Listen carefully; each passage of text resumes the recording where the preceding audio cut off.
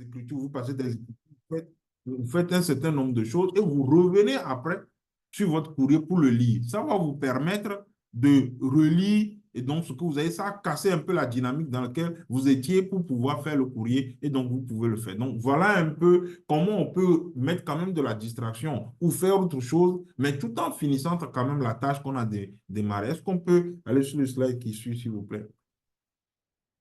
Voilà. Donc, attribuer des durées à des tâches. Vous pouvez le faire après. Je l'ai mis dans les slides.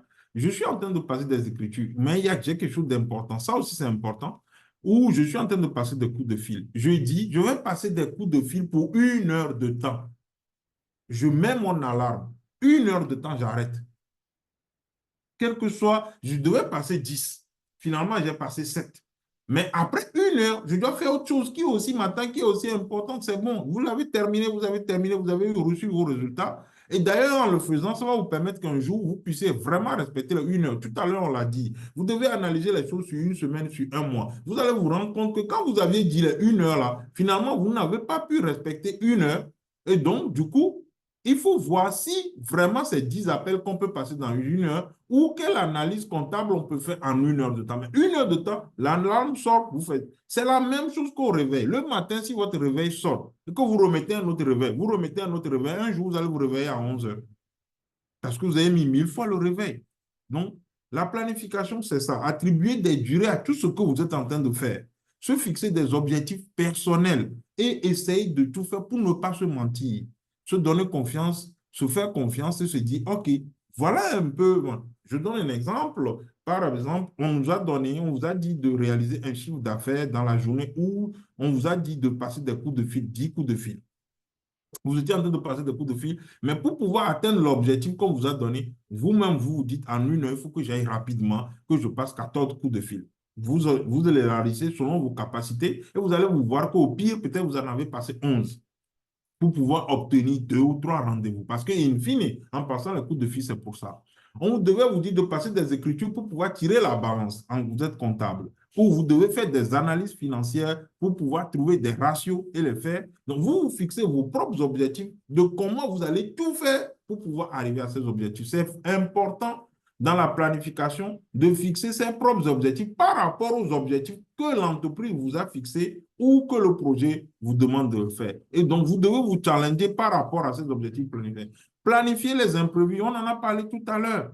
Vous savez, dans tout, il y a toujours des imprévus. Je donne un exemple que les jeunes me donnent tout le temps, les jeunes étudiants. Ils viennent finalement en retard, alors même qu'exprès le cours commence à 9 heures. Et c'est pour me dire qu'en réalité, ils ont été bloqués parce que ci ou parce que ça. Non, il n'y a pas, il n'y a pas vous ne pouvez pas venir à 9 heures en retard pour dire que j'ai manqué ci ou le véhicule m'a bloqué, quelque chose m'a bloqué. Non. Ça aussi, il faut le prévoir. Pourquoi? J'ai cours. Si je me dis que je dois être à l'école à 8h30 ou je dois être au boulot à 8h30, ça voudrait dire que j'ai au moins 30 minutes de marge. C'est la même chose. Vous devez faire un entretien. N'allez pas à l'entretien à -15. Allez à l'entretien à -30. Vous passerez le temps même à discuter avec la société, à regarder un peu le visuel dans la société pour vous préparer et répondre aux questions qu'on va vous poser. Donc, c'est très important de toujours se donner de la marge. On ne sait jamais. Vous voulez même aller à une fête, donnez-vous de la marge pour aller. Aujourd'hui, on se retrouve, on veut même faire un mariage. Les gens disent le mariage va être à 15h30, mais ils disent à tout le monde que c'est à 14h pour être convaincu que tout le monde va venir. Vous voyez comment ça fausse le calcul de tout le monde? Se ménager du temps de pause, s'il vous plaît. Nous ne sommes pas des robots. Dans la planification, il faut dans cette planification, et quand vous regardez même un agenda, à un moment donné, eux-mêmes, ils mettent des moments de pause. C'est important. Donc, si vous travaillez de manière continue, à un moment donné, vous deviendrez inefficace. Donc, il faut trouver des moments de pause, ne serait-ce que pour casser la croûte, ne serait-ce que pour, je sens trop bien, pour regarder autre chose, répondre, regarder un peu des appels de la famille et revenir pour pouvoir le faire. C'est très important. Alors, je voudrais rapidement vous parler de ce quadrant. C'est important, on va vous envoyer le fichier. Le quadrant dit ceci, tâche importante mais non urgente. C'est en orange. Tâche importante et urgente, c'est en rouge. Ça veut dire qu'il y a warning. Ça veut dire qu'il va falloir se dépêcher là-dessus. Tâche importante, mais urgente. Tâche non importante, mais c'est au vert, bon, qu'on peut voir un peu. Tâche non importante et non urgente. Ça, là, vraiment, c'est ça qu'il faut faire en dernière position, quoi. Ce qu'il faut faire en premier, rapidement, c'est le rouge. Après, c'est le 2, c'est ce que je vous ai dit. La question, c'est une question d'importance. C'est une question de ce que ça vous rapporte. C'est une question de comment la tâche vous libère. C'est ce que j'ai envie de vous dire. Comment est-ce que la tâche que vous allez faire vous libère après et vous-même, ça vous donne de la satisfaction. Quand vous allez à la maison, vous vous asseyez et puis vous mangez une grosse pâte, vous dites que non, cette journée est réussie. C'est en question d'importance, ce n'est pas question d'urgence. Parce que des fois, il y a des urgences qui viennent, vous allez vous tromper, vous allez penser que c'est une question d'urgence. Non, c'est une question d'importance. Maintenant, liée à l'urgence, c'est ça qu'on voit. Et puis, connaître ses limites et déléguer. S'il y a des collègues qui doivent faire quelque chose, ne prenez pas le travail de tout le monde pour faire. Même quand un client vous demande quelque chose, si le client lui-même n'est pas clair, vous risquez de passer à côté. Donc, trouvez et sachez déléguer ce que le client doit faire, le collègue doit faire, les collaborateurs doivent faire, les partenaires doivent faire pour que vous puissiez faire. Vous ne pouvez pas tout faire. Non, non, laissez. Hein. Il y a des films Batman, Superman, tout ce que vous voulez, justement, ces films. Laissez. Nous sommes des hommes, nous sommes des gens normaux. On fait ce qu'on peut, on se forme pour faire mieux, mais on ne peut faire que ce qu'on peut. Donc, sachez connaître vos propres limites. Mais rapidement, un conseil, la plupart du temps, normalement, hein, tout le monde constitué, nous, les matins, on n'a plus d'énergie. Donc, trouvez un moyen de faire les choses les plus difficiles le matin, quand vous allez au boulot. Vous allez voir qu'au fur et à mesure de la journée, vous n'avez plus assez d'énergie, sauf si vous vous êtes reposé suffisamment à midi. Mais le matin, donnez vos tâches les plus difficiles. Vous allez remarquer que c'est 20% à peu près de ces tâches qui sont très difficiles, mais qui vont vous amener 80% de la satisfaction et vous allez gagner, que ce soit des tâches techniques, que ce soit quelque chose qui rapporte du chiffre d'affaires, que ce soit surtout quelque chose qui vous libère. Vous allez voir que des fois, quand vous faites une grosse tâche, vous êtes libéré, quoi. Vous êtes libéré. Slide qui suit, s'il vous plaît.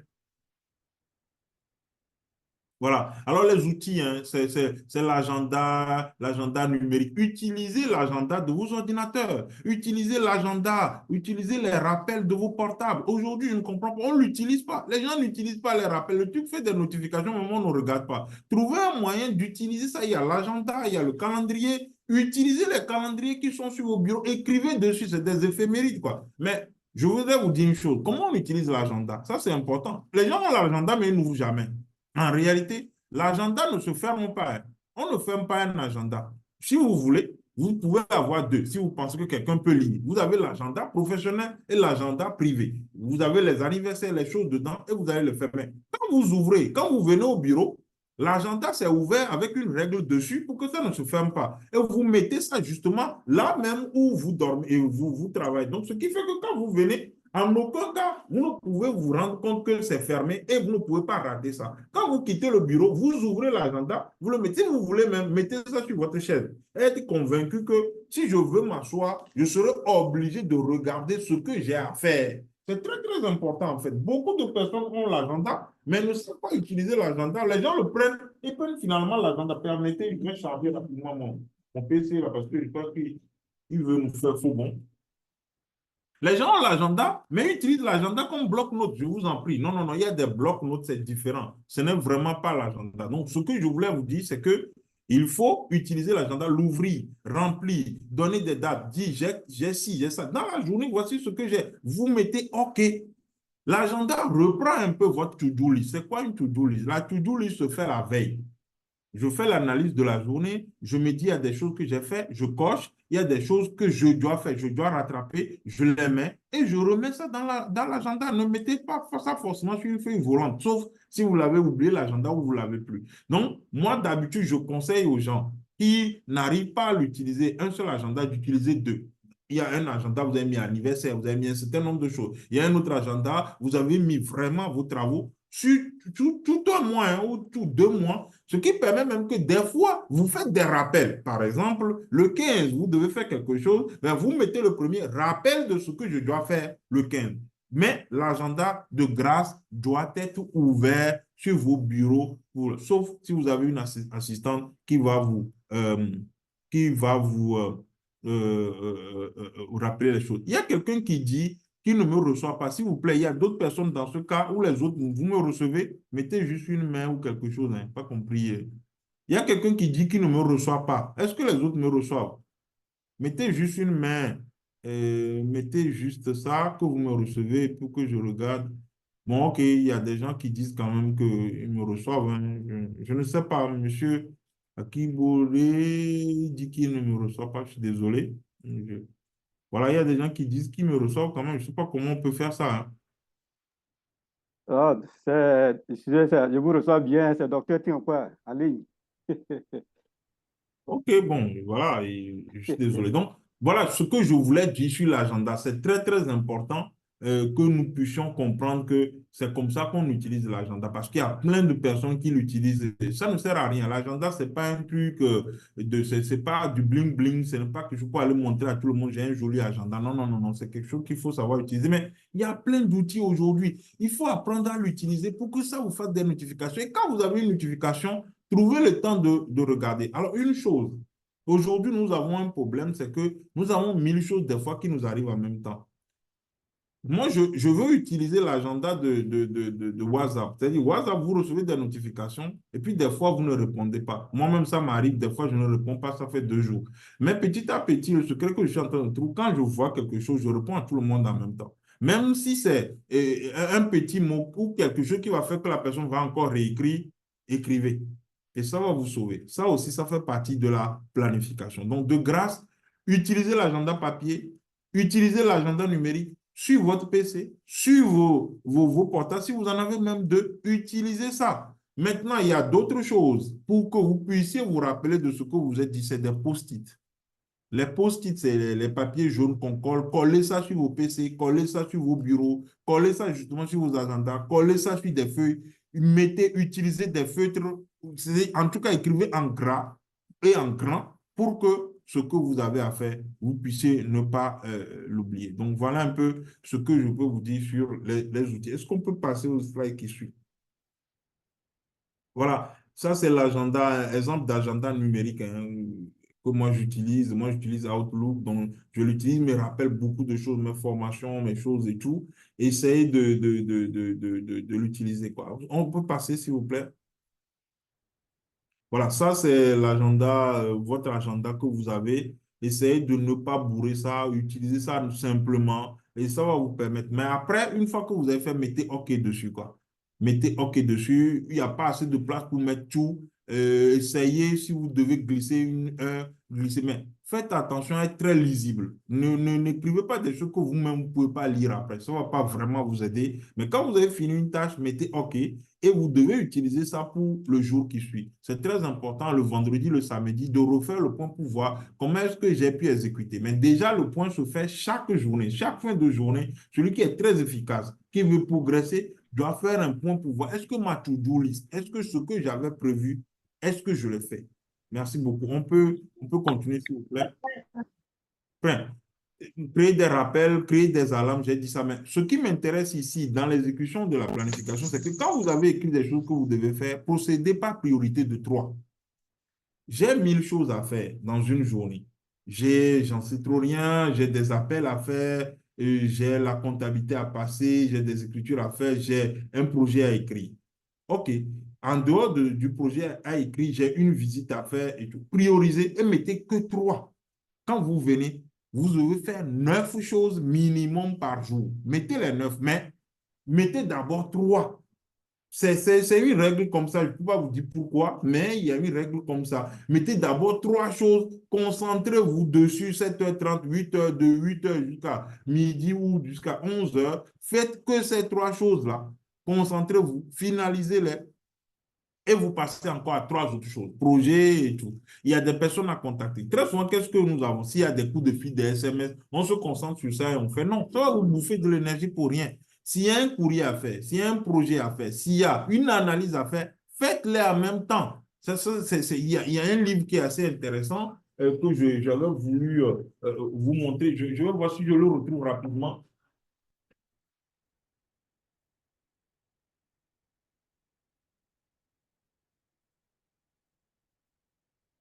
Sorry, c'est que je retrouve ce livre-là, That Frog. Euh, je le retrouve pas, c'est dommage. Est-ce que je vais le citer?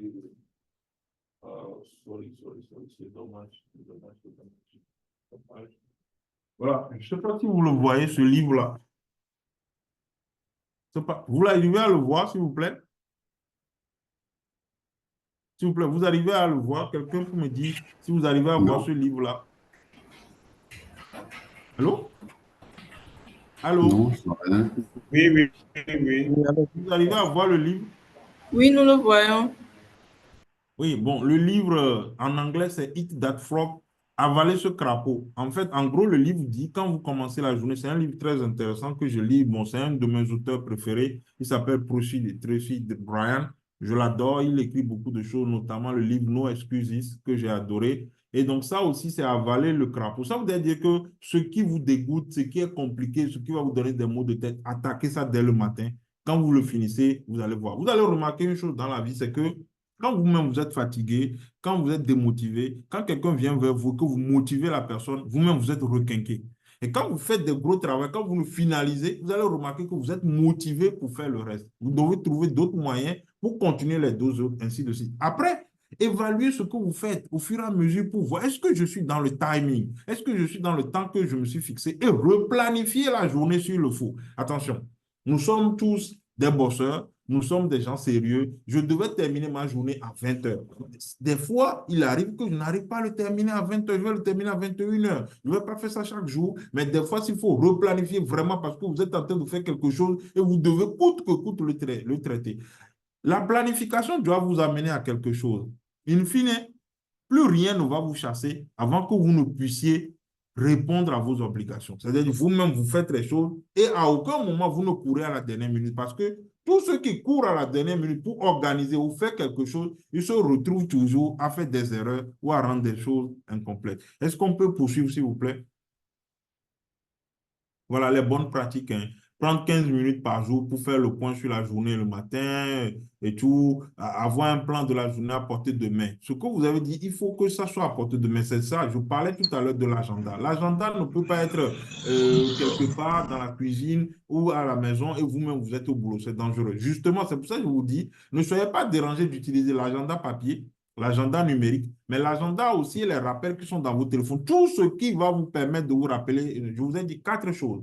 L'agenda papier, vous pouvez l'acheter, on vend ça au feu rouge et tout. On s'en fout d'un agenda qui est très joli. Si vous trouvez pour EcoBank, alhamdoulilah. Si vous trouvez pour BIDC, alhamdoulilah. Si vous trouvez rien, que c'est un simple papier, moi, j'ai déjà fait moi-même mon agenda. J'ai trouvé une fois les dates, les trucs dans sur Internet. J'ai imprimé et puis j'avais mon agenda de l'année. C'était des papiers A4, je l'ai fait. Donc, vous avez l'agenda papier, vous avez l'agenda numérique qui est sur votre PC, téléphone, vous avez les rappels et les notes et les tâches à faire et les alarmes sur votre téléphone. Et puis, vous avez les post-it, tout ce qui est à coller, même si ce n'est pas un papier jaune, tout ce qui est à coller, tout ce qui est papier pour vous rappeler, ça au moins, il faut l'avoir. Après, on a d'autres choses. Donc, être rigoureux dans son organisation et respecter son planning. Essayez de respecter ce que vous avez dit. Essayez. Je donne un exemple. Vous devez aller travailler avec quelqu'un sur un dossier. Vous avez dit 1 heure, au pire, après 1 heure, 15 minutes, vous devez partir.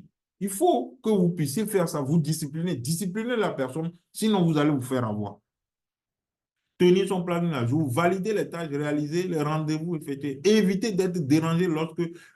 Quand quelqu'un doit venir tout le temps cogner à votre père, on doit tout le temps vous appeler, évitez ça. Par exemple, nous, très souvent, c'est la famille, on vous appelle, et puis quelqu'un vous appelle, il commence à vous parler, vous racontez sa vie, vous commencez à faire ce qu'on appelle chez nous, niadeur, quoi.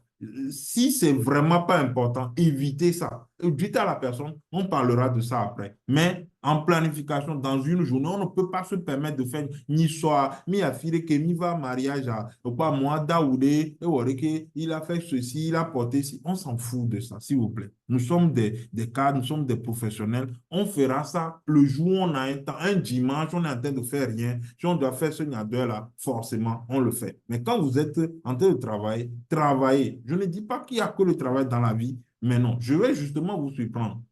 Work hard, play hard. Ce qui veut dire, quand vous travaillez, travaillez.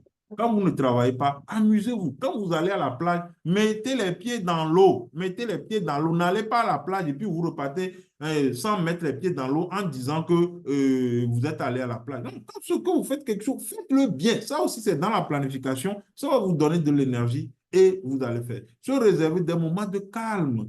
Écoutez, des moments de calme. tout cadre aujourd'hui doit pouvoir lire. Que vous soyez en train de lire sur votre portable parce qu'on vous a envoyé des lunes numériques ou des livres papier, trouvez un temps au calme pour méditer votre journée, pour être dans une certaine vibration positive. Mais évitez tout le temps le bruit, tout le temps. Vous ne pouvez pas être en train d'écouter la musique ou être là où il y a beaucoup d'agitation tout le temps. Ça, vos molécules vont à un moment se casser. Donc, il faut faire un effort pour trouver des moments où vous êtes au calme, même si c'est sous la douche. Donc, prenez la douche calmement et sifflez, quoi. Et puis, voilà un peu ce que je veux. Prévoir du temps pour les imprévus. J'en parle tout le temps. Quand nous voulons organiser un mariage, un événement, on fait des imprévus. Très souvent, nous avons des imprévus, même un budget d'imprévus. C'est bien. Mais dans la journée aussi, dites-vous que, OK, supposons que vous êtes en train de faire un travail et finalement, on a coupé le courant. Et aujourd'hui, je vais vous dire ça. Prévoyez même qu'on va couper le courant. Sinon, vous allez pleurer. Aujourd'hui, au Togo, on coupe le courant. De quoi? Qui ne sait pas qu'on coupe le courant au Togo? Oh, de quoi? Il faut qu'on puisse prévoir qu'on va couper le courant. Après, si on coupe toute la journée, on est foutu. Mais si on coupe le courant 1 heure de temps, ça doit avoir été prévu. Moi, c'est comme ça que je fonctionne maintenant. Je donne un exemple. Si vous vous amusez, que vous avez, moi qui me coiffe moi-même, et que vous avez, comment il s'appelle, la tondeuse, et que vous dites le matin, vous allez vous raser, vous allez partir avec les cheveux d'une partie rasée, et puis le reste, et vous allez porter des casquettes. On ne peut pas faire ça aujourd'hui dans le contexte dans lequel nous sommes. Ça veut dire que j'ai prévu le fait qu'on peut couper le courant le matin. Par contre, je peux le soir essayer de me raser. Si je suis en train de faire qu'on coupe le courant, ce n'est pas grave. Je me lave la tête, je me couche. Et puis le lendemain, forcément, à un moment donné, on va donner, je vais terminer le travail. Voilà ce qui est de prévoir l'imprévu. Listez les micro-tâches par ordre d'importance et d'urgence. On en a parlé. L'important, qu'est-ce qui m'amène de l'argent? Qu'est-ce qui m'amène de la liberté? Qu'est-ce qui m'amène de ne pas être stressé? Qu'est-ce qui me donne le temps après? Qu'est-ce qui fait que je progresse? Voilà la question que vous devez vous poser devant toute situation et c'est ça que vous devez faire. Voilà, on a fini. On a toujours prévu 30 minutes, 40 minutes. On va prendre une question ou deux et puis on va y aller rapidement. Comment mieux organiser une journée? Est-ce qu'il faut appliquer la méthode to-do list? Oui, j'en avais parlé. Deuxième question, Kokou, bonjour à tous, s'il vous plaît, je ne reçois pas l'orateur. Oh, monsieur Kokou, finalement, vous ne l'avez pas reçu toujours? Monsieur Kokou, mon teacher, il est là? C'est compliqué. Il y en a qui Non, disent je je vous pense reçois, que oui, oui, c'est oui. je pense Finalement, que monsieur c'est Kokou, parce qu'il y avait eu une petite interruption. c'est bon maintenant? Monsieur Kokou, vous m'avez reçu finalement ou bien toujours pas? Teacher, vous m'avez reçu? Ah, il est là, hein, je le vois en visuel, mais il ne me répond pas. Ça veut dire qu'il n'a pas reçu. C'est dommage quand même. Teacher, OK. Des questions, s'il vous plaît. Question, question, question. Deux questions maintenant. On a fini en fait.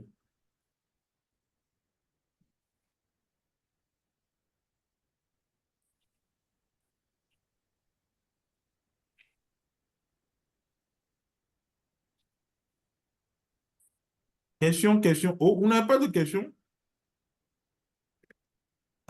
Hmm? Vous n'avez pas de question?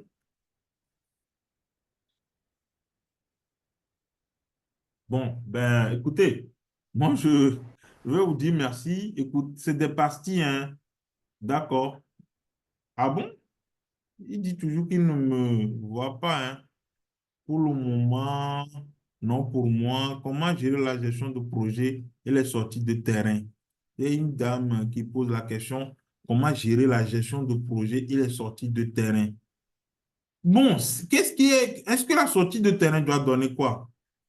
La sortie sur le terrain, ça doit donner quoi? Moi, c'est ça. Je suppose que quand vous parlez de gestion de projet, vous parlez de tout ce qui est administratif au bureau et vous parlez. Moi, ce que je veux vous dire, c'est la sortie sur le terrain, ça donne quoi? Ça va vous amener quoi? Ce que vous faites, vous le calculez, sauf c'est du bénévolat, sauf c'est quelque chose que vous faites dans le cadre de l'association, un don de soi, ça c'est différent. Mais en tâche, pour vous amener quelque chose, la question c'est, la sortie sur le terrain m'apporte plus que la gestion de projet au bureau comparé. Ce qui vous apporte plus, la liberté, l'argent, le temps, allez dans ce sens-là.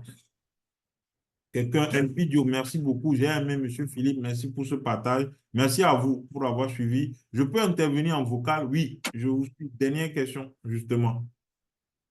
Je peux intervenir en vocal? Oui, intervenez en vocal. Ok, bonsoir.